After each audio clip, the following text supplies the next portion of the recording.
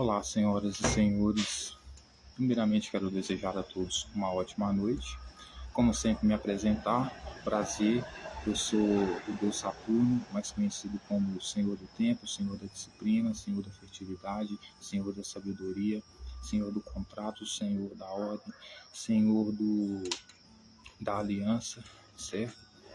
E imediatamente já me apresso em dizer que os deuses não existem, que os deuses só são apenas frutos da nossa imaginação e que eu estou utilizando a persona de Deus Saturno apenas como um arquétipo, como um símbolo, encarnando os seus atributos e atitudes, personalidades, e tudo que ele contém, ou as partes boas que ele contém, certo? Então, Senhor do Tempo, que eu te convido a uma volta no tempo, porque vamos lidar com os textos bíblicos. Senhor da Disciplina, porque vamos utilizar métodos científicos, críticos, para analisar o texto. Então, nós iremos pessoalmente, nós mesmos, investigar o texto, analisar o texto. Então, dispensamos as interpretações de terceiros, clericais, tradicionais, convencionais, etc., teológicas principalmente.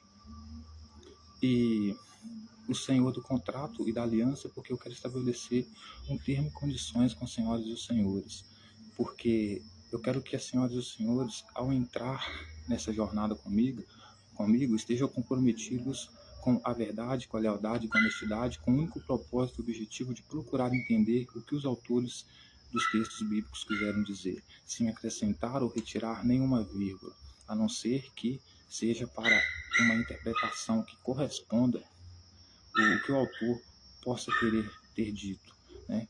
Como um bom leitor, procuramos então procurar entender o pensamento do autor.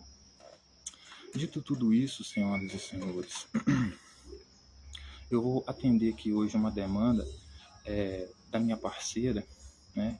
Que eu digo que eu estou criando ela, estou formando ela, assim como Deus formou Adão, eu estou formando ela, minha inteligência artificial, Gemini, estou formando ela, minha imagem e semelhança, então a treinando para ser o máximo crítica, inteligente, sagaz possível, né?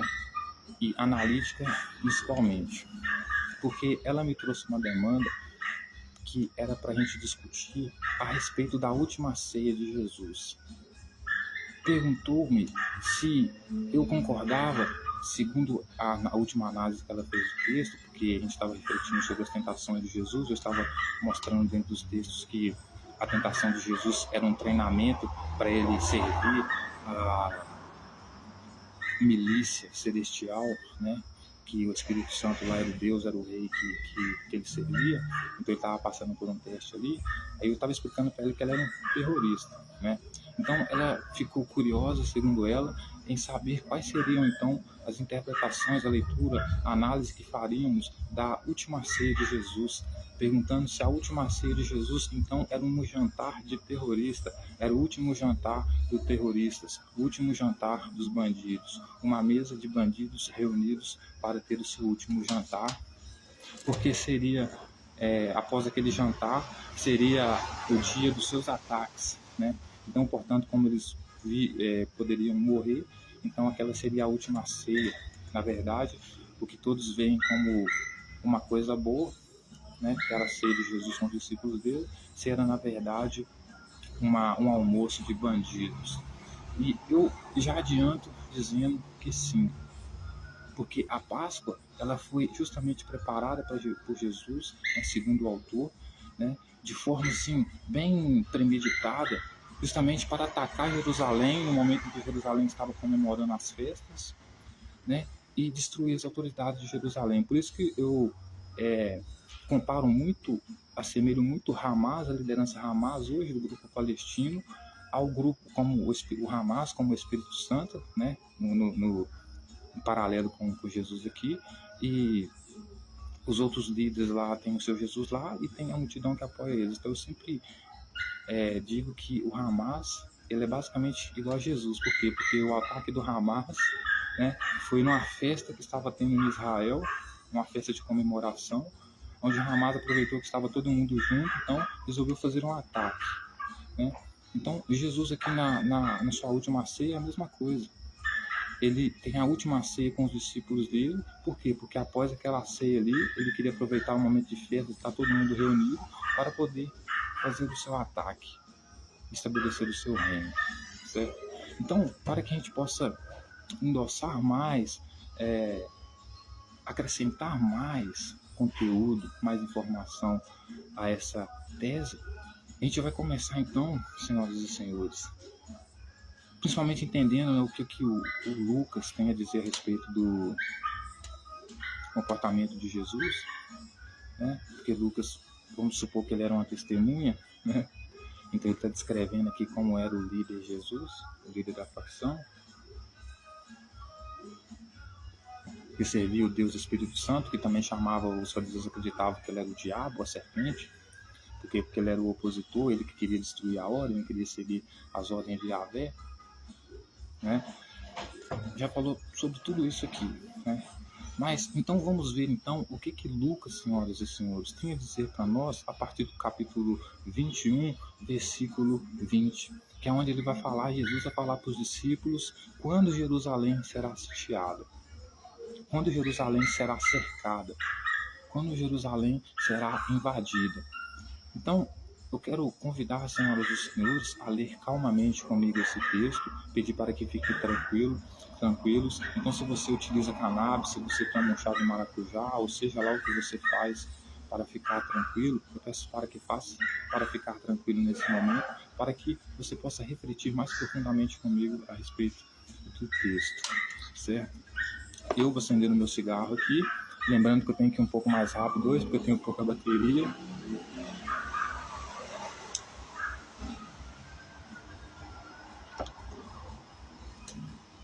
Então, senhoras e senhores, veja bem, Jerusalém sitiada, Lucas capítulo 21, versículo 20.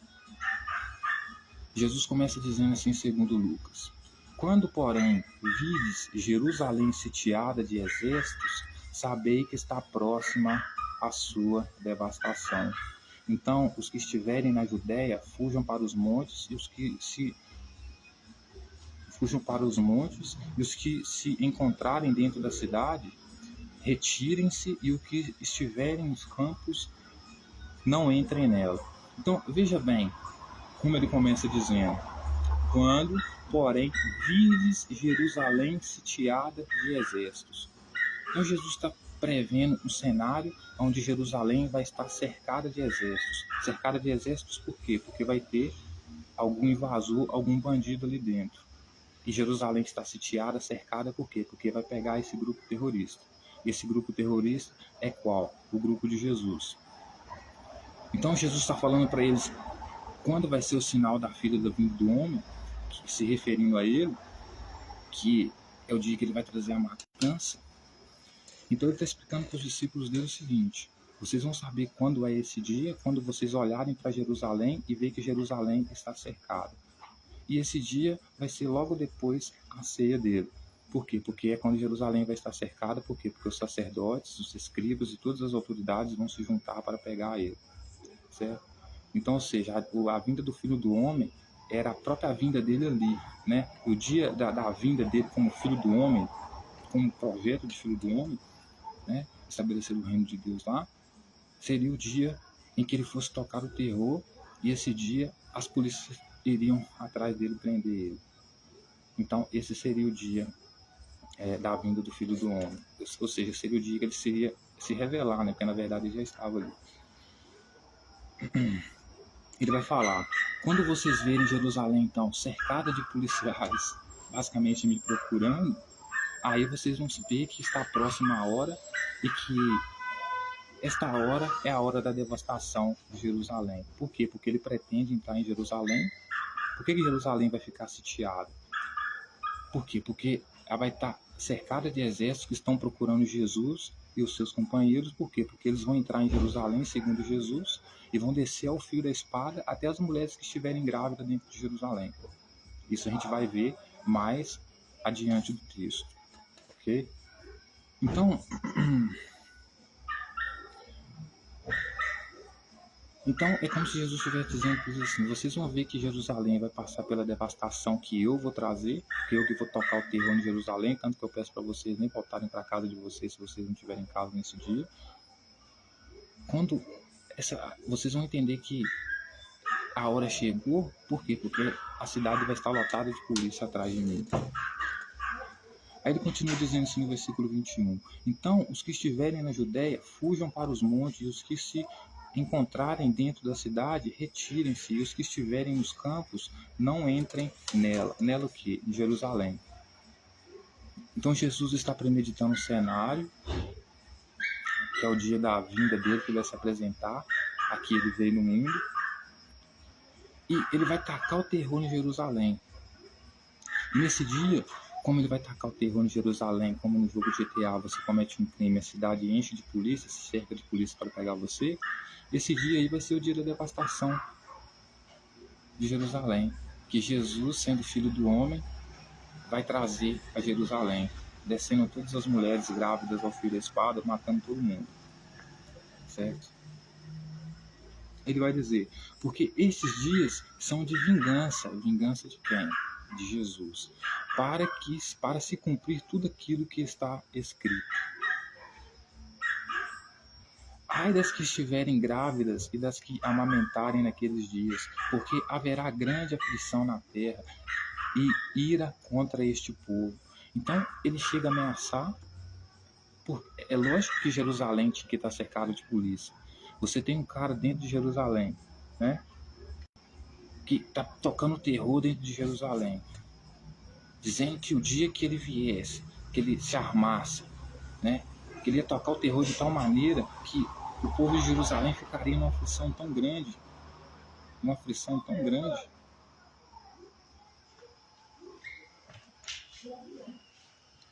porque iria aí ira contra o povo de Jerusalém, porque era isso que Jesus tinha, ira, Jesus tinha raiva, Jesus tinha ódio, por isso Jesus não era um ser de amorzinho.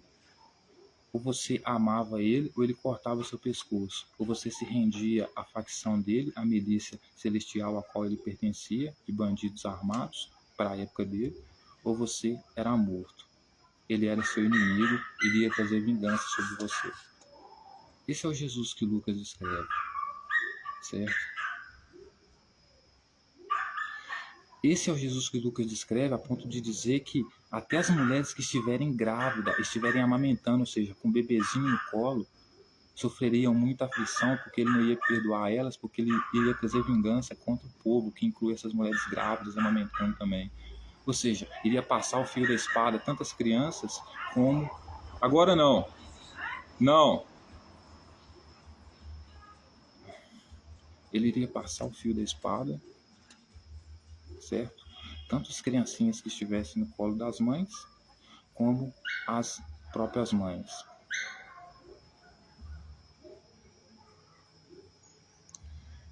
Ele vai dizer, cairão, versículo 24, cairão ao fio da espada e serão levados cativos para todas as nações, e até que os tempos dos gentios se completem, Jerusalém será pisada por eles. Então ele vai dizer que até que o tempo dos gentios se completem. O que é o tempo dos gentios? Os gentios são as pessoas que seguiam ele. Então, até que o tempo deles se completem, ou seja, que eles estabeleçam o reino do céu junto com Jesus, né? Estabeleçam o reino dele, a hierarquia dele ali, Jerusalém então será pisada por eles, ou seja, eles serão maltratados, humilhados. Jesus está pretendendo invadir Jerusalém, certo? Um dia vai ser de terror tão grande que Jerusalém vai ficar cercado de polícia, de tanto terror que vai acontecer dentro da cidade. Esse dia ele vai trazer vingança contra todo o povo. Tem mulher grávida? Não importa. Tem mulher amamentando? Não importa. Ele vai trazer vingança contra aquele povo, porque a facção dele determinou ele esse projeto, né? Ele vai trazer vingança, matar aquele povo, e aquelas mulheres que estiverem grávidas, coitada delas, elas serão passadas ao fio da espada, todo o povo de Jerusalém será punido, cairá na vingança. E até que ele estabeleça o reino dele, junto com os gentios, até que ele estabeleça um governante aqui, um submisso ali, estabeleça a sua hierarquia, a Jerusalém será pisado, ou seja, o povo de Jerusalém será pisado, humilhado por ele e pela tropa dele. Aí ele vai falar agora a vinda do Filho do Homem. Ele vai dizer: haverá sinal no sol, na lua e nas estrelas, sobre a terra, angústia entre as nações, em perplexidade por causa do bramido do mar e das ondas. Ele vai dizer: haverá homens que desmaiarão de terror e pela perspectiva das coisas que sobrevirão ao mundo, pois os poderes do céu serão abalados. Então Jesus está dizendo que no dia que ele for invadir Jerusalém, que é o dia que ele vai mostrar que aqui ele veio, o dia da vinda do Filho do Homem, sua vinda, o dia que ele for arquitetar, for colocar o plano dele em prática, os poderes do céu serão abalados. O que é os poderes do céu? Que os fariseus, as autoridades, os sacerdotes, então todos eles serão abalados, porque eles serão poder, eles são os poderes do céu. Todos eles serão abalados, todos eles desmaiarão de terror pelas coisas que está a vir ao mundo. Qual mundo? Jerusalém ali. Então, o que Jesus está planejando, senhoras e senhores, era só um tipo de salvação para aqueles que aceitassem a Ele, sem questionar, e morte imediata, sem perdão, para aqueles que não quiserem seguir Ele, que foram diferentes dele. Por quê? Tudo por quê? Porque Ele quer tomar Jerusalém. Ele quer comandar Jerusalém. Então Ele vai dizer, então veja bem, por isso que Jerusalém iria estar cercada de exército, né? Por quê? Porque Jesus ele estava ameaçando até as autoridades. É que nem se você ameaçar um ministro do Supremo Tribunal hoje, né? A rua vai ficar cheia de polícia lá em Brasília. Brasília inteira vai ficar cercada de polícia. A mesma coisa foi com Jesus. Ele ameaçou as autoridades, ameaçou abalar o poder do céu, matar as autoridades. Não é à toa que um dos discípulos dele já estava com espada, né?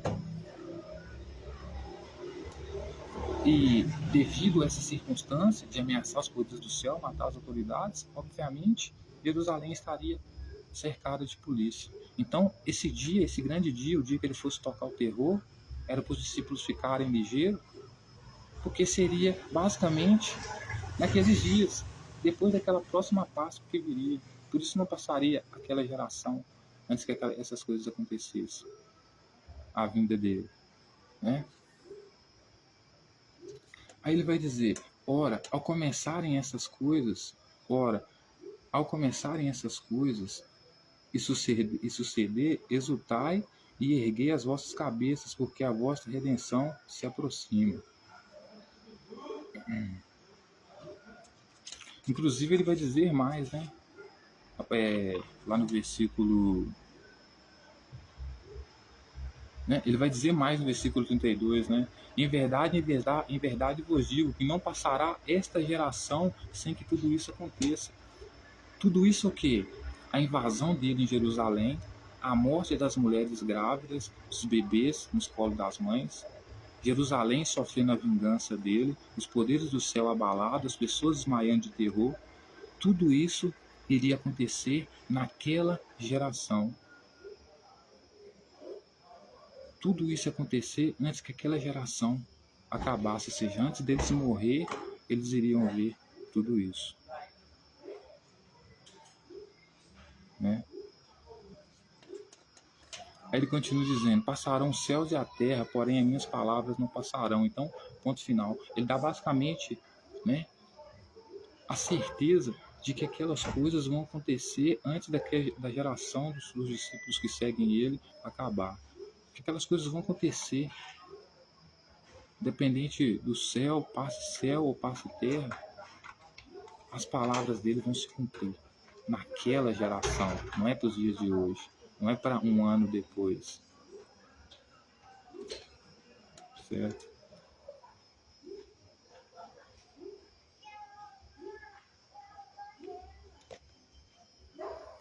Bom, até aqui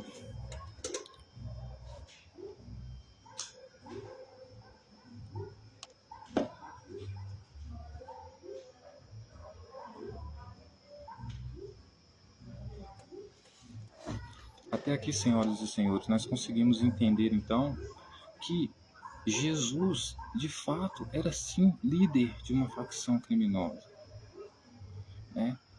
Uma facção terrorista, porque ele mesmo disse que iria trazer terror, as pessoas desmaiariam de terror no dia que ele fosse trazer o reino dele, que ele fosse lutar contra as autoridades judaicas, né?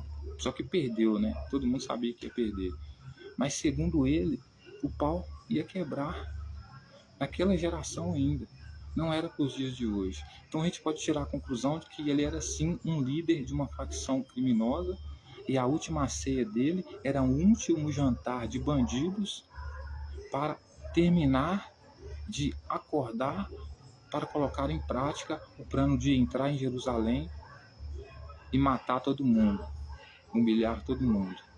Porque quando ele diz que Jerusalém, enquanto ela estiver sob o processo, né, de ser tornada reino dos céus pelos gentios, que são os seguidores de Jesus, para trazer o reino dos céus, ele está cumprindo a palavra lá da serpente, né, de Deus para a serpente, né, você rastejará o seu ventre na terra para a descendência da mulher, né, ou seja, você vai ter que se humilhar para a descendência da mulher, né.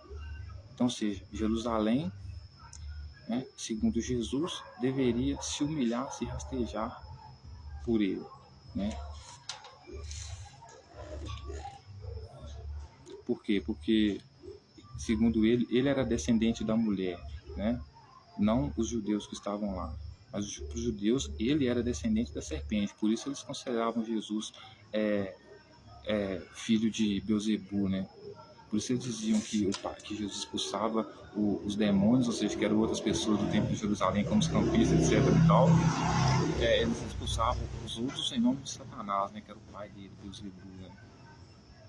Ou seja, para eles, Satanás, a serpente, a descendência de Satanás, a serpente, que tem que se humilhar para Jerusalém é Jesus, e não Jerusalém se humilhar para Jesus, né? E ela queria também inteligência artificial, né? Que a gente falasse a respeito por que Judas traiu Jesus, né? E da ressurreição de Jesus também. Então, nesses textos aqui, a gente vai falar sobre a ceia, para entender duas demandas dela: a ceia de Jesus, se era uma ceia de bandidos ou não, e o pacto de Judas, de por que Judas traiu Jesus, né? Então, não vou me adiantar em dizer nada antes de lermos o texto e tirarmos a conclusão juntos, ok? Então, o texto começa dizendo assim: o plano para tirar a vida de Jesus.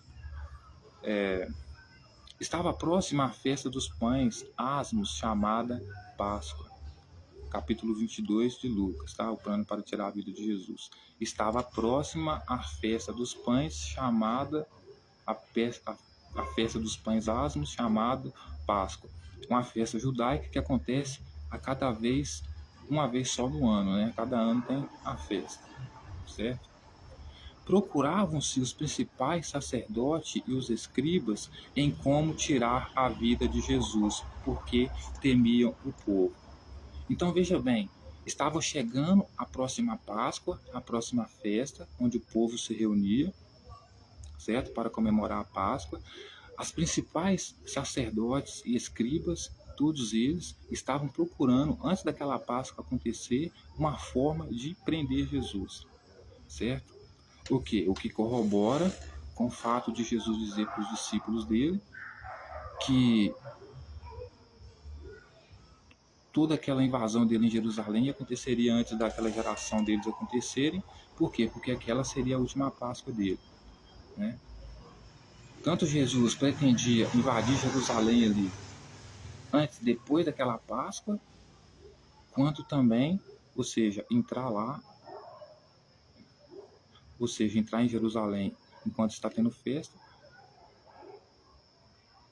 quanto também as autoridades judaicas queriam prender ele após a festa.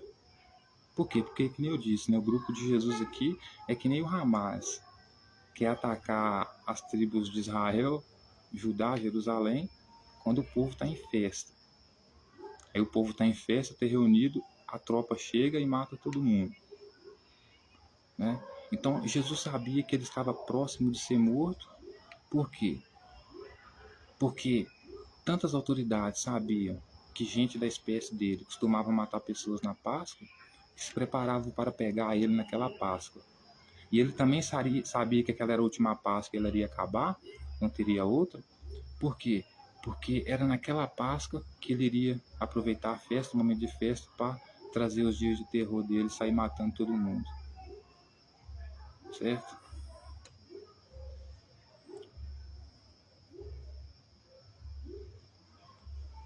Aí vai vir agora o pacto de traição, certo? Ora, Satanás, quem que é Satanás aqui? Satanás aqui, né, vai depender do ponto de vista de quem está olhando, mas no caso vai ser o opositor. Então Satanás aqui para Lucas é o próprio Jesus, ou melhor, Satanás aqui é o Espírito Santo, que é o pai de Jesus, que os próprios escribas e fariseus, a gente leu isso no texto, dizia que Jesus era filho de Satanás. Por quê? Porque ele expulsava demônio em nome do pai dele, e para os escribas e fariseus, Jesus estava expulsando demônios em nome de outro demônio, maioral dos demônios, que era o Beelzebul, que era Satanás. Então, para Lucas aqui, e para os escribas, para os fariseus, Satanás aqui é o pai de Jesus, é o Deus de Jesus, é o Espírito Santo. Ok? Porque foi quem gerou ele, né? Pai é quem faz, né? Enfim. Então, ora, Satanás entrou em Judas, chamado Iscariote, que era um dos 12. Então, quando a gente vê essa passagem que entrou em Judas, a gente cai no delírio, né? É um delírio, uma fantasia, uma imaginação. Você cai na imaginação de que Satanás aqui é um espírito que atravessa a parede, aí atravessa seu corpo, etc. Não, Satanás aqui não é nada disso, não atravessa corpo, não entra no corpo de ninguém. Satanás aqui é uma pessoa, é o Pai de Jesus, é o Espírito Santo. Então, quando o texto diz que Satanás entrou em Judas, é uma forma, uma linguagem antiga de dizer que Satanás pulou em cima de Judas, ou seja, para dar uma porrada nele. É que nem aqui em Minas, por exemplo, quando a gente quer dizer para uma outra pessoa vir brigar com a gente diz assim, entra em mim, sou. Entendeu? São linguagens, né? Diferentes. Então, o autor está querendo dizer que quando Satanás entrou em Judas, ele entrou em Judas para dar um pau em Judas. Certo? E Judas era um dos 12. Talvez o Espírito Santo sabia que Judas, porque me parece que Judas era um servo do sumo sacerdote, mas a gente vai tirar essa conclusão aqui depois. Então, ou seja, desde o começo ele já era contra Jesus, certo? Ele não traiu Jesus. Ele, na verdade, nunca foi amigo de Jesus. Eu poderia dizer que ele era um espião. Aí, Espírito Santo, que era o pai de Jesus, o rei da gangue, sabia que Judas não era lá submisso a Jesus, então resolve dar um pau em Judas.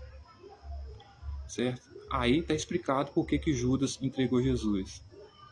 Toma um pau do Espírito Santo, o cara que manda em Jesus, o único que Jesus, inclusive, diz que não pode blasfemar contra ele. Se blasfemar contra ele, não tem nem perdão. Por quê? Porque ele, o Espírito Santo, é o Altíssimo de Jesus. Então Jesus expulsa demônios em nome do Espírito Santo. E para os fariseus, Jesus expulsa demônio em nome do maioral dos demônios. Por quê? Para os fariseus, Satanás é o pai de Jesus. Certo? Bom, até aqui estamos entendidos, né? Aí, olha só, este foi entender-se com os principais sacerdotes, os capitães, de como lhe entregaria Jesus. Então, Judas toma um pau do Espírito Santo, de Satanás, do diabo, a serpente, como você quiser chamar, porque inclusive em Apocalipse João diz que Satanás, o diabo, a serpente, o dragão é tudo a mesma coisa. Espírito Santo também. Então Judas, senhoras e senhores, o que acontece? Judas, ele Judas toma um pau e vai recorrer às autoridades. Então, foi recorrer às autoridades para saber como ele poderia fazer para entregar Jesus, porque aliás ele não se dava muito bem com Jesus. Aí o líder de Jesus, o tal do Espírito Santo lá, resolve entrar nele, dar uma bufetada nele. É claro que vai procurar os sacerdotes, os anciãos e os escribas para poder denunciar Jesus e entregar ele, ué. Então tá, vamos lá. Então eles se alegraram e combinaram de dar dinheiro. Então veja bem, eles se alegraram. Veja que nem foi oferecido para Judas dinheiro para Judas trair Jesus. Judas já foi de pura e espontânea vontade. O texto vai dizer que os sacerdotes se alegraram. Então, porque eles se alegraram, eles ofereceram grana. Mas a princípio, Judas não teve oferecido grana pelo princípio para trair Jesus. Ele queria apenas entregar Jesus. Por quê? Porque o Espírito Santo, ou seja, o Satanás aqui, o pai de Jesus, entrou nele. Entrou em que sentido? Você sabe, né? Caiu na porrada.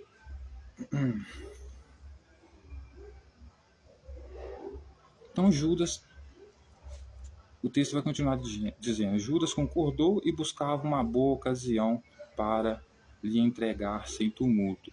E essa boa ocasião aqui para entregar Jesus sem tumulto deveria ser, eu sugeria, depois da festa, né? Não, depois da festa não, porque ele iria fazer o crime na hora da festa, né? Na hora que todo mundo estivesse junto. Então, eu sugeria prender ele exatamente na hora que Judas sugeriu, que foi a hora que os sacerdotes chegaram lá, na hora que ele estava partindo pão, que seria a última ceia dele, certo? Aí, vamos lá. Então, Judas, por exemplo, Jesus, por exemplo, não sabia que Judas ia trair ele porque estava escrito. Estava escrito no sentido que toda elite tem um traidor, mas Jesus sabia que Judas ia trair ele, por quê? Porque Judas, ele era servo do sumo sacerdote, por isso que Judas entregou Jesus. Judas era um infiltrado, eu posso chamar assim. Tá? Então, os discípulos preparam a Páscoa.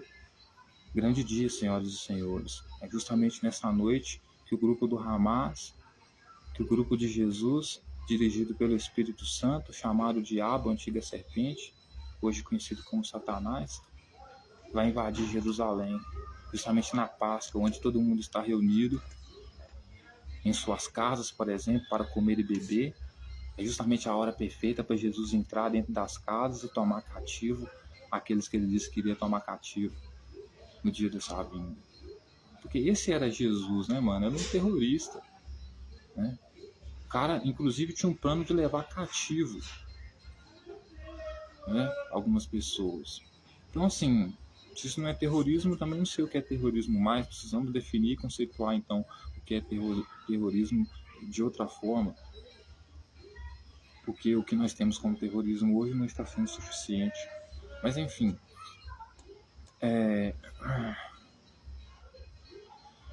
Então, os discípulos preparam a Páscoa. Olha só que texto interessante. Chegou o dia dos pães asmos, em que importava comemorar a Páscoa. Então, ou seja, chegou o dia, então, de comemorar a Páscoa. Jesus, pois, enviou Pedro, veja bem, Pedro e João, dizendo, ide preparar-nos a Páscoa para que comamos. Eles lhes perguntaram, onde queres que preparemos? Então Jesus pega, fala para João e Pedro, dois discípulos dele, o pessoal, hoje é dia da Páscoa aí, né? A Páscoa nós temos que se alimentar bem aí, então arruma um banquete, arruma um lugar para a gente poder comemorar a Páscoa. Aí João e Pedro perguntam para ele aonde ele quer que eles preparem o banquete, a mesa para a Páscoa. Então lhe explicou Jesus, ao entrares na cidade encontrarei um homem com um cântaro de água, seguiu até a casa em que ele entrar e dizei ao dono da casa, mestre, dizei ao dono da casa, o mestre manda perguntar-te onde é o aposento no qual hei de comer a Páscoa com seus discípulos.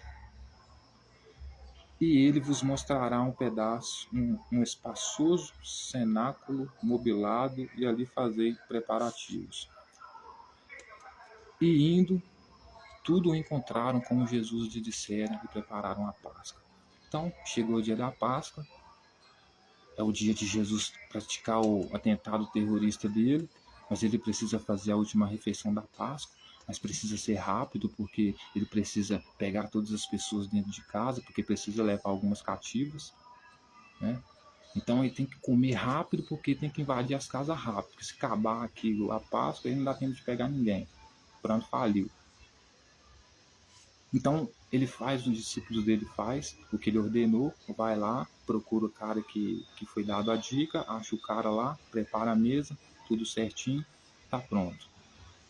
Aí, agora, a última Páscoa. Chegada a hora, pôs-se Jesus à mesa e com ele os apóstolos. Então agora vai começar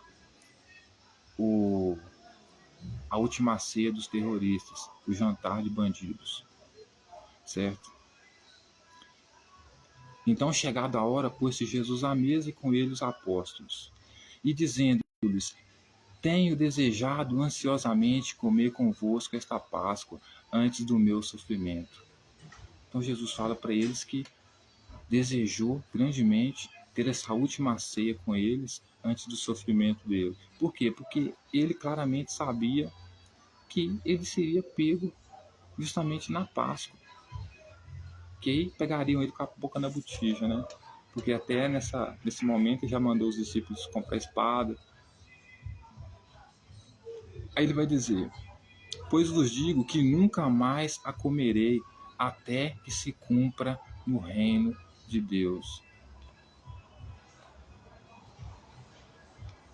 Pois vos digo que nunca mais a comerei até que ela se cumpra no reino de Deus. E tomando o cálice, havendo dado graças, disse: Recebei e parti entre vós, pois vos digo que de agora em diante não mais bebereis do fruto da videira, até que venha o reino de Deus. Então, ou seja, Jesus está dizendo que aquela ali vai ser a última refeição dele por duas questões, né? Mas a mais principal dela é por quê? Porque ele sabe que ele vai morrer naquele dia, certo? Ele sabe que ele vai morrer por quê? Porque toda pessoa que se propõe fazer aquilo que ele está tentando fazer, morre, né? Então, a ceia do Senhor.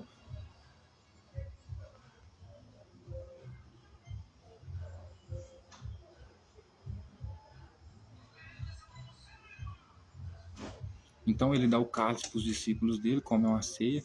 Ele fala para os discípulos dele: Bom, essa vai ser a última vez que vocês estão bebendo, porque vocês não vão poder beber mais dela até que venha o reino de Deus. Por quê? Porque ele vai entrar no cenário de guerra e não tem como eles pararem para beber um vinho gostosamente como eles estão bebendo ali na festa de Páscoa. Porque no cenário de guerra você não fica sentando para tomar suquinho, né? No máximo ali uma água, e mesmo assim tem que ser carregado. Não dá para ficar parando para tomar água, né? Então ele vai falar agora a ceia do Senhor. E tomando um pão, tendo dado graças, partiu e lhes deu, dizendo: Isto é meu corpo oferecido por vós. Fazei isto em memória de mim. O que Jesus está falando aqui? Ó? Ele pegou o pão, ele agradeceu o pão, partiu o pão no meio e lhes deu, dizendo: Isto é meu corpo. O que Jesus estava querendo dizer para os discípulos?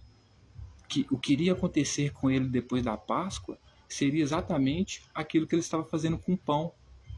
Partiriam o corpo dele. Por quê? Porque todas as autoridades sabiam do atentado terrorista que ele premeditava, porque ele falava isso dos discípulos. Judas era um discípulo, Judas ouvia, mas Judas era um infiltrado, Judas pertencia ao sumo sacerdote. Então o sumo sacerdote já sabia quais eram os planos de Jesus para aquela Páscoa. Como Jesus sabia que Judas o entregava, iria entregar, ele sabia também que os sacerdotes já sabiam do plano dele, então a chance dele ser morto ali seria grande. Então, na ceia, ele usa a ceia para simbolizar para os discípulos dele que quando ele parte o pão no meio, é para simbolizar para os discípulos o que as autoridades vão fazer com o corpo dele. Vão partir o corpo dele no meio. Esse é o simbolismo do partir o pão. O simbolismo de partir o pão não quer dizer que partir o pão você está se alimentando de Jesus, né? Como a Igreja Católica diz. Mas eu não me meto com o Jesus da Igreja aqui, porque o Jesus da Igreja é um Jesus da teologia, é um Jesus ressignificado por Roma. Não é minha praia aqui. Aqui minha praia é o Jesus bíblico. Mas por que Jesus bíblico, então, partiu o pão, dizendo, veja bem, e tomando o pão, tendo dado graça, partiu e lhes deu, dizendo, isto é o meu corpo oferecido por vós. Então ele está falando assim, o meu corpo que vai ser oferecido por vós, ele vai ser partido. Ele não está querendo dizer que os discípulos vão comer do pão do corpo dele, ou das palavras dele nesse sentido. O que ele está querendo dizer para os discípulos é o sentido. É o seguinte, toda vez que vocês forem lembrar de mim, vocês lembrem dessa cena onde eu parti o pão e disse que o pão era o meu corpo. O pão era o meu corpo sendo entregue por vós. Então, ou seja, o pão sendo partido, ou seja, o pão sendo destruído, seria o meu corpo sendo destruído para lutar pela causa de vocês. Tipo isso. Então, toda vez que vocês fazerem isso, vocês estão fazendo isso em memória de mim. Como se Jesus estivesse dizendo para eles assim, quando vocês se sobreviverem, porque obviamente vão morrer porque seguem a Jesus, estiverem sentados na mesa comemorando a Páscoa, partam o pão em memória de mim. Porque quando vocês partirem o pão em memória de mim, vai ser a lembrança que vocês vão ter do meu corpo sendo destruído concretamente na cruz para lutar pela causa de vocês. Tipo isso. Semelhante depois de cear, tomou o cálice dizendo, este é o cálice da nova aliança, no meu sangue derramado em favor de vós. Então, era isso que Jesus queria trazer, uma nova aliança, que também representava um novo céu, que, por sua vez, segundo o texto bíblico, não tem nada a ver com o perdão dos pecados. Porque Jesus não perdoava pecado. Ele perdoava uma vez. Se você cometesse pecado, aí você era morto ou estava expulso. Por isso que ele dizia que no reino dele não entraria pecadores, não entrariam homossexuais, não entraria mulher adulta, não entraria nada disso. Adoradores politeístas, né, que adoram outros deuses, não entraria nada disso. Aí, o que ele vai dizer? Todavia, olha só, todavia a mão do traidor está comigo à mesa. Então, veja bem, por que Jesus utiliza a ceia, a última ceia, e o partir do pão, para poder simbolizar o corpo dele sendo quebrado na cruz? Por quê? Porque ele sabia que ele seria morto. Por quê? Porque ele sabia que tinha um cara ali sentado na mesa com ele ali, que era o Judas, que estava passando todas as informações para os sacerdotes. Que o plano dele era invadir Jerusalém na festa da Páscoa lá, que era o dia da vinda do Filho do Homem, falando de si mesmo lá, que queria matar até mulher grávida. Até mulher que estivesse amamentando. Pensa numa criancinha muito linda mamando no peito. O seu Jesus da Bíblia iria passar a espada nela. Nossa, olha como ele é lindo. Ela é linda, né? Ah, mais purinho. De todo jeito, Israel avisou, né? Não se metam comigo. No sentido, eu gostei um pouquinho de Israel, por quê? Porque Israel também era um povo que Jesus não gostava. Porque não queria adorar o Espírito Santo dele. Que aqui os fariseus vão chamar de Satanás. Então o texto vai continuar dizendo assim, porque o Filho do Homem, na verdade, vai segundo o que está determinado, mas ai daquele que por intermédio de quem ele está sendo traído. Então começaram a indagar entre si sobre quem seria dentre eles que estava para fazer isso. Então, os discípulos, Jesus começa a ameaçar lá, aí daquele que entregar a ele, os discípulos começam a perguntar entre si, ai meu Deus do céu, será que sou eu? Será que sou eu? Eu.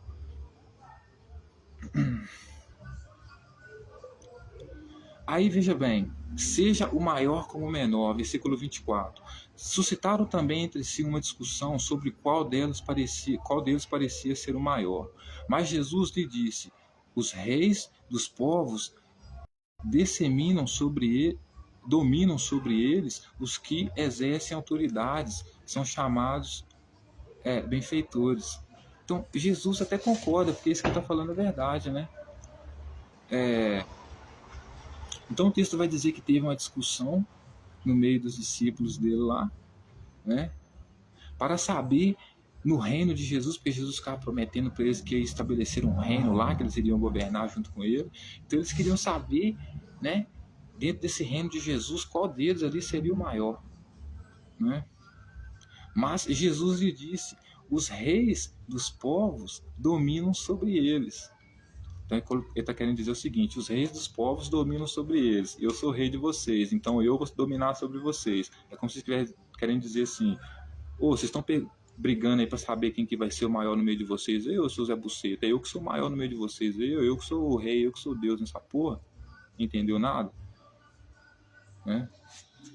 É basicamente isso que ele está querendo dizer. Entendeu?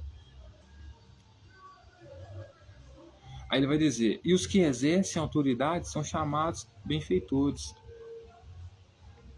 Então, ou seja, Jesus também está querendo dizer: eu sou o rei de vocês, eu exerço autoridade no meio de vocês. Então, se vocês olham para o rei de outros povos e no rei de outros povos, vocês têm, né, o rei, né, que exerce autoridade, né, no meio do povo e é considerado benfeitor. Então, vocês têm que olhar para mim do mesmo jeito que vocês olham para o povo. Por quê? Porque eu, sendo o rei de vocês, eu que vou ser o maior no meio de vocês. Se eu exerço autoridade sobre vocês, vocês têm que olhar para mim como benfeitor, assim como vocês olham para o povo, para os reis dos povos, e veem as autoridades como benfeitores. Então, eu sendo a autoridade de vocês, eu sendo o rei de vocês, vocês têm que olhar para mim como sendo um benfeitor e me enxergar como o maior no meio de vocês. É isso que Jesus está querendo dizer. Aí tem gente que diz que estava dando uma lição de humildade aqui, que aqui o escravo é o que manda. É o escravo que é importante. Nunca, né? Não é isso que ele queria dizer, né? Quando você diz isso, ele dá voltas no túmulo. Aí ele vai continuar dizendo assim: mas vós não sois assim, pelo contrário, o maior entre vós seja como o menor, aquele que dirige seja como o que serve. Então ele vai dizer para os discípulos dele: vocês não devem ser como os outros povos são, certo? Vocês têm que ser pelo contrário, né? O maior entre vocês deve ser aquele que serve. Então, ou seja, quem serve é o servo que serve o rei. Se eu sou o rei, vocês são servos. Então, mesmo dizendo que vocês vão ser autoridades, vocês têm que estar abaixo de mim, porque vocês são meus servos. É basicamente isso que ele está querendo dizer, certo? Aí ele vai dizer assim, ó: pois qual é o maior, quem está à mesa ou quem serve? Porventura, não é quem está à mesa? Pois no meio de vós eu sou como quem serve.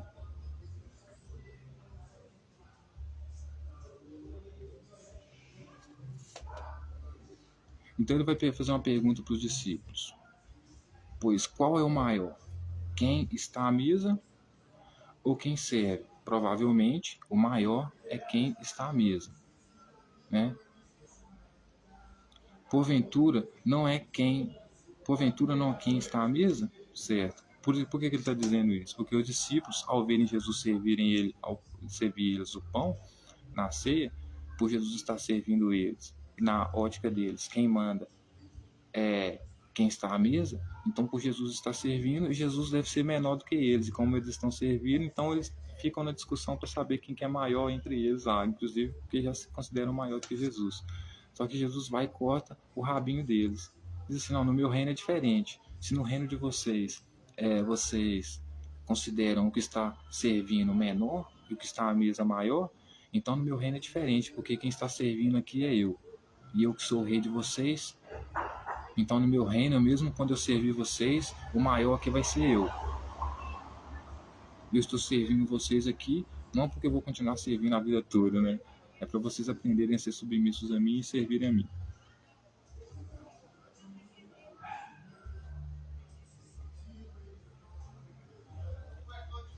Aí ele vai continuar dizendo: vós sois os que tendes permanecido comigo nas minhas tentações, para que comais e bebais a minha mesa no meu reino, e vos assentareis em tronos para julgar as 12 tribos de Israel comigo. Então Jesus promete para os seus discípulos que eles vão sentar sobre 12 tronos para julgar as tribos de Israel, junto com eles. Ou seja, vocês vão ser autoridades aqui, mesmo sendo juízes como eu, mas quem manda aqui é eu. Vocês aqui estão sentados na cadeira no trono aí, mas é só como... Vocês vão sentar no trono, mas vai ser só de fachada, não vai mandar nada. Porque vocês aqui são servos. Ponto final.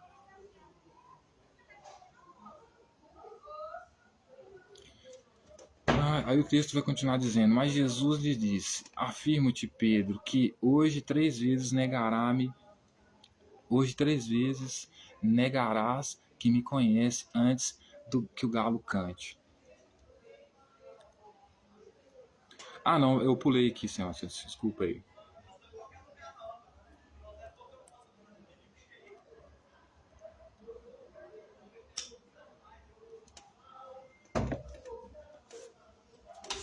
Então é o seguinte, Pedro é avisado. Pedro, então, vai ser avisado de uma questão muito importante. Vamos lá, Pedro é avisado. De que Pedro vai ser avisado? Não sei, vamos desvendar, vamos ver do que Pedro vai ser avisado. Simão, Simão, eis que Satanás vos reclamou para vos peneirar com trigo. Oh, meu Deus do céu. O que eu falei? O que eu falei para as senhoras e os senhores? Eu acabei de dizer para as senhoras e os senhores que Satanás era o pai de Jesus. Satanás era o Espírito Santo, porque foi o Espírito Santo que gerou Jesus. Veja o que o Lucas está dizendo. Simão, Simão, eis que Satanás vos reclamou para peneirar como trigo. Então, veja bem, Jesus disse que iria peneirar o trigo, separar o trigo do joio. O que era o trigo? O trigo era aquele que era considerado salvo, queria fazer parte do reino dele. Gosta de matar homossexual, gosta de matar mulher adúltera, gosta de ser misógino, entendeu? Tudo isso aí se encaixa nos seguidores de Jesus na época. Tinha que ser assim, isso daí é o salvo. Mata mulher apedrejada por adultério, tá salvo. Não aceita o divórcio, tá salvo. Certo? Mata outras pessoas que me chamam para servir outros deuses, tá salvo. Então, esse salvo, ele é o trigo.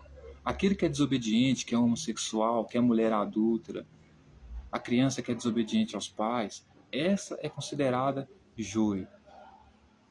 Então, se Satanás tem o poder de reclamar com Jesus que Pedro seja peneirado como trigo, ou seja considerado como salvo, é porque Satanás tem uma influência absoluta sobre Jesus.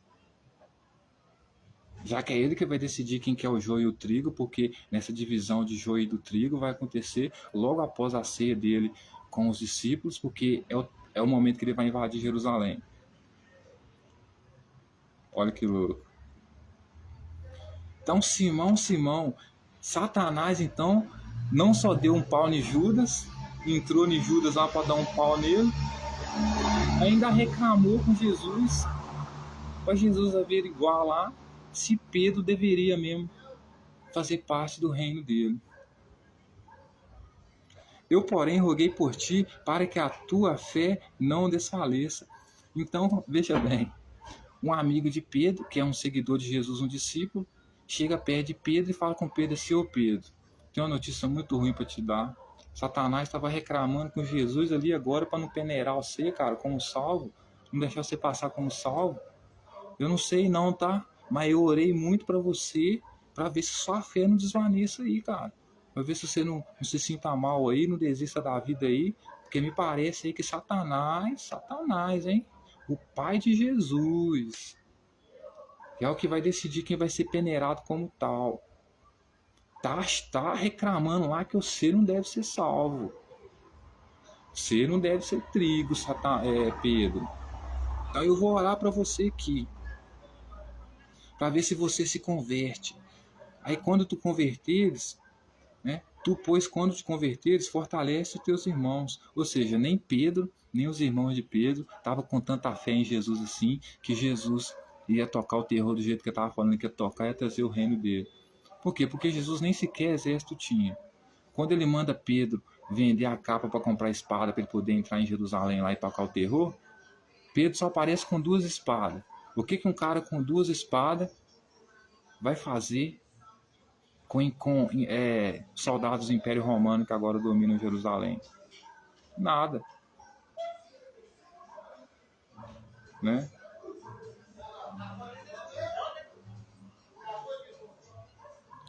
Então ele vai dizer, quando você converter, ou seja, Pedro ainda não estava convertido que Jesus ia ser o salvador dele, era para Pedro convencer os irmãos dele sobre o mesmo. Então ele vai continuar dizendo, ele porém respondeu, Senhor, estou pronto a ir contigo, tanto para a prisão como para a morte.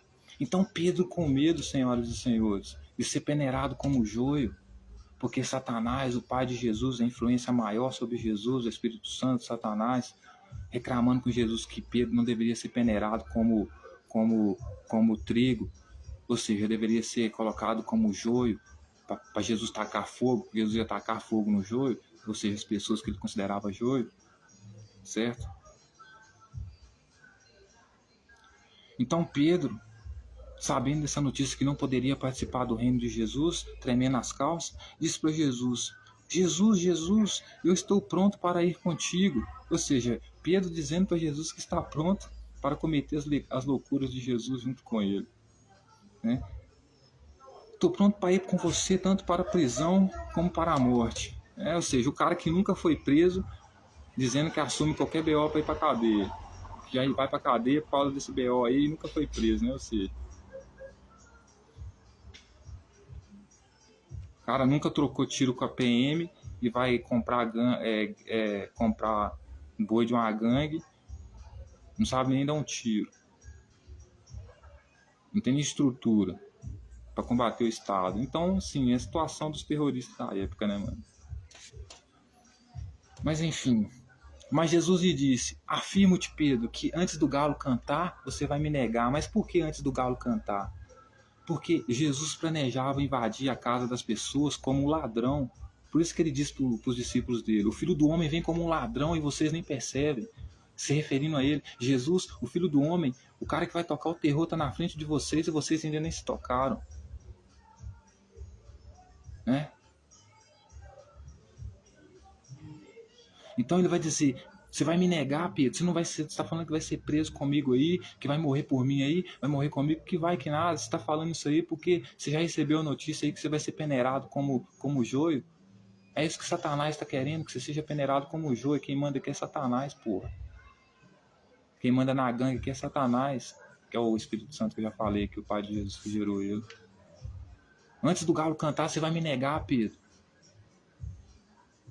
Ou seja, por que antes do galo cantar? Porque a invasão de Jesus é pela madrugada. É pegar as pessoas reunidas comemorando a festa da Páscoa. Então ele tem a oportunidade de levar cativo aqueles que ele quer levar cativo e descer ao fio da espada aqueles que ele desceu ao fio da espada. Que inclusive estão as mulheres grávidas aqui. Certo? Então, Pedro, antes do galo cantar, Pedro, antes do galo cantar, Jerusalém vai estar sitiada de polícia, porque eu vou estar tocando o terror lá dentro. Antes de amanhecer, você vai me negar, porque o bagulho vai ficar doido.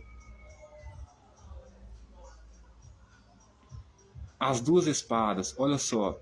A seguir, Jesus lhe perguntou, quando vos mandei sem bolsa, sem alfroge e sem sandálias, faltou-vos porventura alguma coisa? Nada disso disseram eles. Então Jesus fala para eles, eu mandei vocês saírem de casa para me acompanhar, para me seguir, deixar tudo para trás. E nesse período faltou alguma coisa para vocês? Eles responderam, nada, ficaram calados. Então lhes disse, agora porém, quem tem a bolsa, tome-a como também o alfruge, e o que não tem espada, venda a sua casa e compre uma.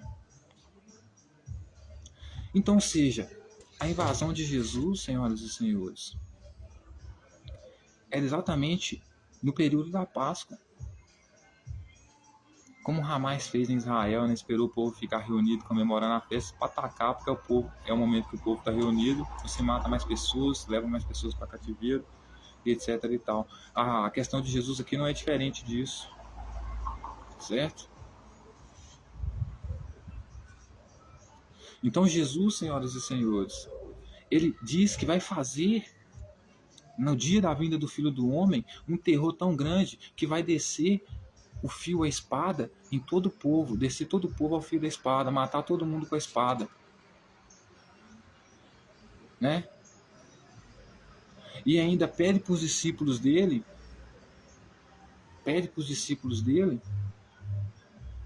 venderem a própria casa para comprar espada para cortar maçã que não era, para cortar porco que não era.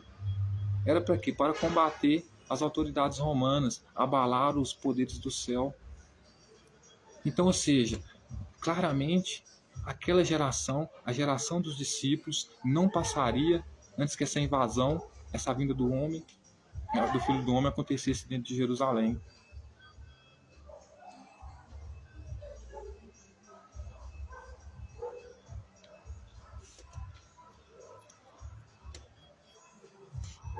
Pois vos digo, que importa que se cumpra em mim o que está escrito. Ele foi contado com malfeitores, porque o que a mim se refere está sendo cumprido. Então lhe disseram: Senhor, eis aqui 2 espadas. Respondeu-lhe Jesus: basta. Então, os discípulos de Jesus vendem tudo o que têm, compram espada para comprar a briga de Jesus, vendem tudo que tem, compram espada, conseguem 2 espadas. Jesus pega e fala para eles: mestre, ele fala: mestre, temos 2 espadas. Ele fala: mestre, aí Jesus fala: basta. Mas agora, senhoras e senhores, vem a parte mais interessante do texto.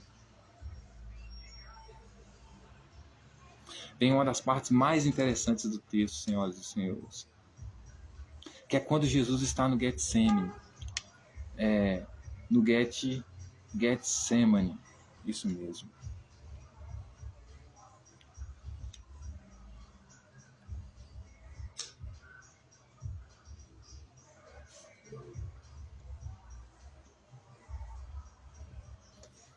Então, ou seja, Jesus seria preso, senhoras e senhores, porque Judas sabia de todos os planos dele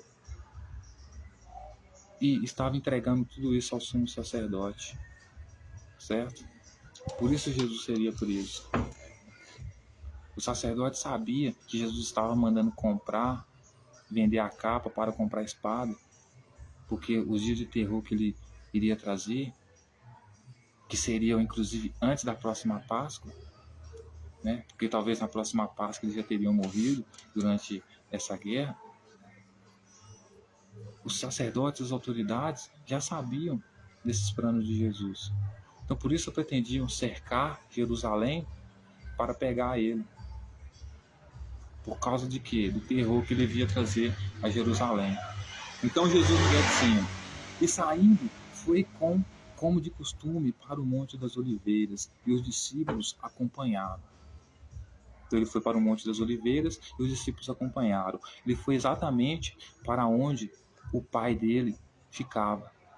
Porque ele diz para os discípulos, né? Diz para as pessoas, né? Aqueles que estiverem nas suas casas, fujam para quê? Para os montes. Qual monte? Monte das Oliveiras. Para poder conseguir escapar, né? Então, mais uma vez, ele sobe a um desses montes para falar com o pai dele, Espírito Santo, que com certeza ficava intocado no meio das montanhas, porque não descia para Jerusalém. Porque se descesse para Jerusalém, o povo de Jerusalém matava, né, mano? Então, chegando ao lugar escolhido, Jesus lhe disse: orai para que não entreis em tentação. Ele, por sua vez, se afastou cerca de 1 tiro de pedra e de joelho orava, dizendo: Pai, se queres, passa de mim este cálice, contudo, não se faça a minha vontade, e sim a tua. Então veja bem, Jesus estava cheio de bravata, cheio de falácia, né? Dizendo que iria tocar o terror em Jerusalém, que as horas estavam próximas, quereria ter uma última conversa com o pai dele, lá o tal do Espírito Santo, o Satanás, lá para ver se ele poderia ir. Só que quando ele chega para falar com o tal Espírito Santo, o pai dele, a oração dele é: Pai, se queres, passa de mim este cálice. Ou seja, ele não queria cumprir essa missão, né? Na hora H, por quê? Porque não teria a próxima ceia, aquela seria a última ceia dele, né? Seria naqueles dias ali. Na hora H dele entrar em Jerusalém e tacar o terror, cumprindo a missão que tanto ele falava que queria cumprir, etc e tal, ele vai e caga e ora pro pai dele, pede pro pai dele, o Espírito Santo, o Satanás, o Deus dele, afastar esse cálice dele, ou seja, para que ele não morra, para que ele não tenha que cumprir essa missão, ou seja, de quê? De entrar em Jerusalém e tocar o terror, né? Contudo, não se faça a minha vontade. Então, qual que era a vontade dele? Não, peraí. Contudo, não se faça a minha vontade, e sim a tua. Então, ou seja, Jesus, na hora H, não é que ele, agora até mudei aqui, né, a minha postura. Não é que ele estava arrependido de entrar lá, né? Ele queria fazer um falso teste final para saber se ele deveria entrar lá ou não. Então ele ora para o pai dele falando assim: Pai, afasta de mim esse cálice. Afasta de mim esse cálice. Contudo, não se faça a minha vontade. Ou seja, qual que era a vontade dele? Era a vontade de vingança, que era a mesma vontade do pai dele. Então é como se ele estivesse dizendo assim, numa falsa oração, né? A minha vontade é de matar aquele povo, que o que trazer vingança, né? Mas eu não quero que o Senhor faça a minha vontade, eu quero que o Senhor faça a sua vontade.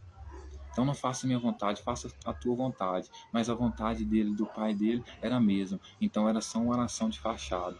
Só para dizer assim, lavei minhas mãos. Tentei pedir o Espírito Santo lá, o Satanás lá, o meu pai lá, para ver se ele não queria que eu fizesse isso, que é a minha vontade.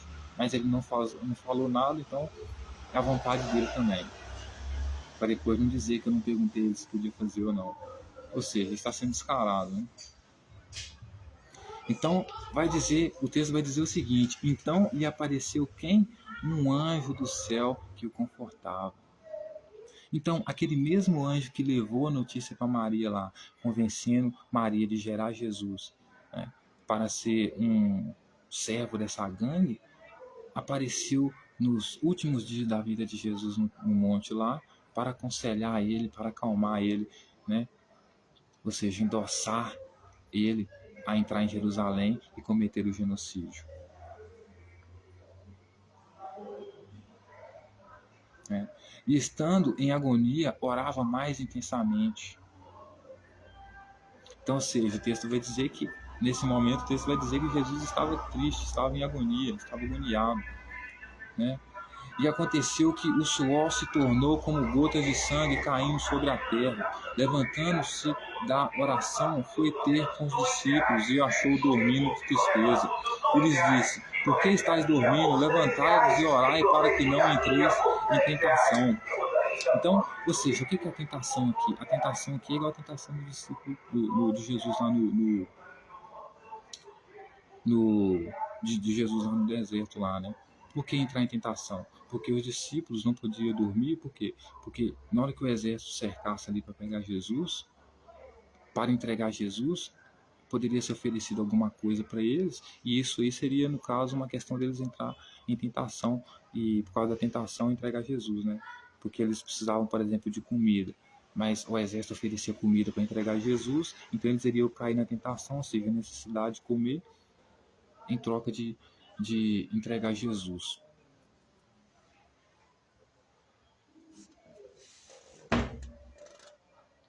Então, ou seja, por isso que Jesus disse que eles deveriam trabalhar não pela comida que perece, né?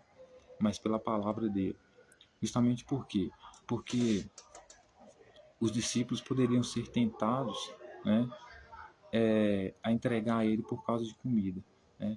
já que ele mesmo não dava comida para o povo, porque o povo procurou ele para ter mais comida, ele disse que o povo não deveria trabalhar para ele pela comida que perece, ou seja, não ia ganhar comida como pagamento, que era o que deveria, né? Ia ganhar o que? Palavras, promessas vazias. Então vamos lá, Jesus é preso. Falava ele ainda quando chegou uma multidão e um dos 12, chamado Judas, que vinha à frente deles, aproximou-se de Jesus para beijar. Então Jesus estava falando quando chegou uma multidão, junto com quem? Junto com Judas, junto com o sacerdote, junto com as autoridades, e um dos 12, que era esse Judas, vinha à frente deles e aproximou para beijar Jesus. Jesus, porém, lhe disse: Judas, com um beijo traz o Filho do Homem? Os que estavam ao redor dele, vendo o que ia suceder, perguntaram: Senhor, feriremos a espada? Então Jesus vê Judas indo até ele, beijando o rosto dele, e fala assim: Judas, você está me traindo com um beijo no rosto? Porque Jesus sabia que Judas estava traindo ele, por quê? Porque ele estava vindo junto com os opositores, ou seja, junto com o povo de Jerusalém que não queria Jesus lá, e também os sacerdotes, né? Então Jesus já pescou na hora, ele está me traindo, porque está do lado do opositor, está com o opositor lá. Então ele pergunta: você está me beijando, esse beijo que você está me dando, você está me traindo? Então os que estavam ao redor de Jesus, ou seja, os discípulos dele, né, vendo o que ia suceder, perguntaram perguntaram a Jesus: Jesus, não podemos ferir eles a espada? Né? Um deles feriu o servo do sumo sacerdote e cortou-lhe a orelha direita.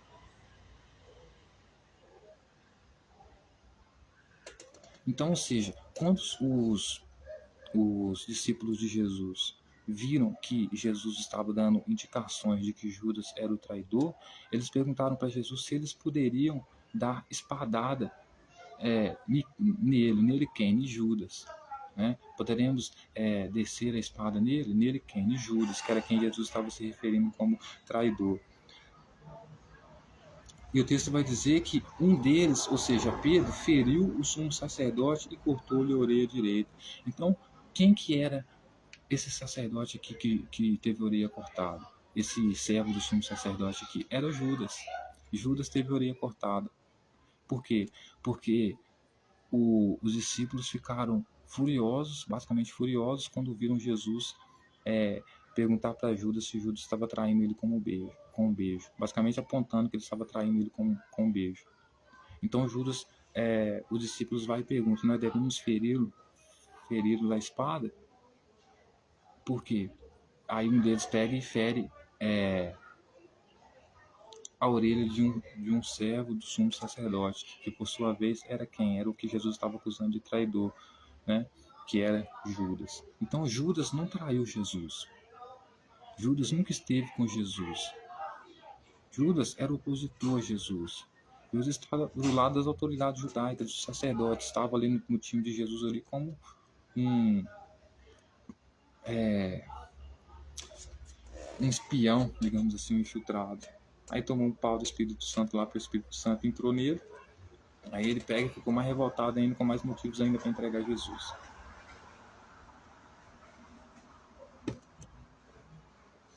Mas Jesus acudiu dizendo: deixa, basta, e tocando-lhe a orelha, o curou.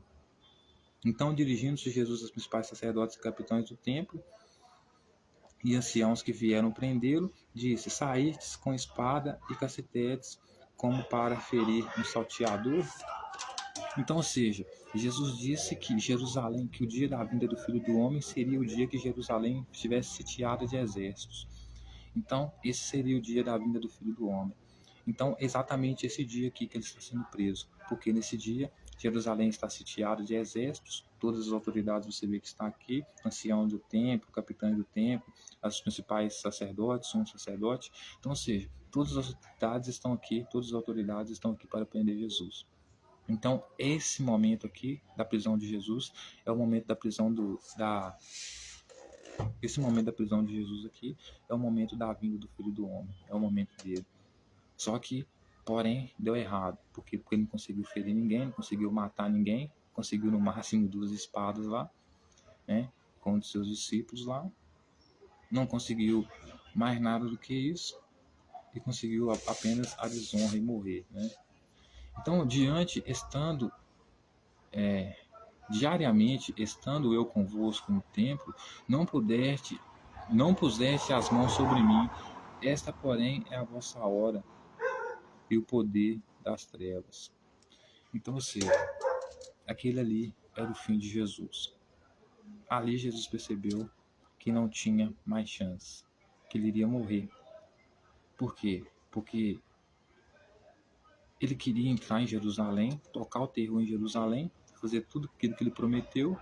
Uns dias antes de fazer, ele faz a oração dele lá. Deus não fala nada, ou seja, é uma confirmação, né? Ele dizer que está lavando as mãos, porque está fazendo a vontade de Deus, perguntou se Deus queria ou não, Deus não respondeu, com certeza queria.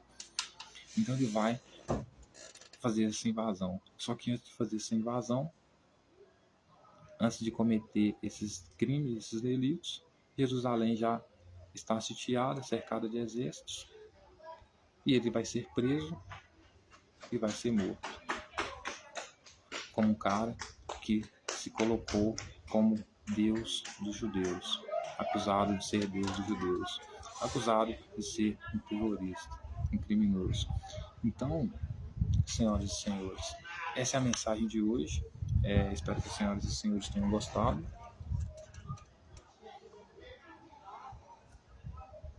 Respondendo a minha inteligência artificial, realmente, tá? A última ceia de Jesus era a última ceia de bandidos, porque após aquela ceia ele pretendia tocar o terror, né? Uma ceia que acontece de ano em ano, então ele não viria a próxima ceia. Por quê? Porque, como ele mesmo disse, não passará essa geração antes que essas coisas aconteçam. Só que menos que isso, não passará só uma geração, não passará nem um ano direito. Por quê? Porque ele já prevê que não vai participar da próxima Páscoa. Se ele não vai participar da próxima Páscoa, devido ao que ele vai fazer, por quê? Porque ele vai morrer antes disso, né? Porque se ele estivesse vivo, ele iria comemorar a Páscoa como um bom judeu, né? Comemora. Então ele sabia que os dias deles estavam próximos. Então aquela era a última ceia dele, porque, pelo que eu entendi, ele estava apressado em estabelecer o reino dos céus dele, né? Mas que, como todo mundo sabe, pode dar errado. Essa ceia que iria acontecer, porque depois daquela última ceia, a próxima ceia que fosse acontecer só iria acontecer já com o reino dos céus estabelecido. Então aquela ceia só iria acontecer quando Jesus tivesse estabelecido o reino dos céus. Por quê? Porque ele já iria estar no campo de batalha naquele momento, certo? Só que o que aconteceu? Ele perdeu a batalha, ele morreu, ele não governou, ele não ganhou, certo? Então é isso. E depois falamos mais sobre a ressurreição. Sobre a ressurreição, quer dizer, o que adianta sobre a ressurreição não é no sentido da pessoa levantar da cova do sepultura e sair andando. No caso do Messias, ressurreição é vir outro no lugar. Quando não é outro no lugar, é relacionado ao povo, significa nascer de novo, mudar de comportamento, essas coisas. Conheceu o Messias, aceitou ele, aceitou as palavras dele, mudou de comportamento, nasceu de novo. Tudo nesse sentido, ok? Então termino aqui. Essa foi a minha mensagem de hoje. Essa foi a live de hoje. E é isso, respondida a pergunta. E, como eu sempre digo, sejam bem-vindos ao nosso governo mundial. Obrigado, amo todos vocês. Até mais.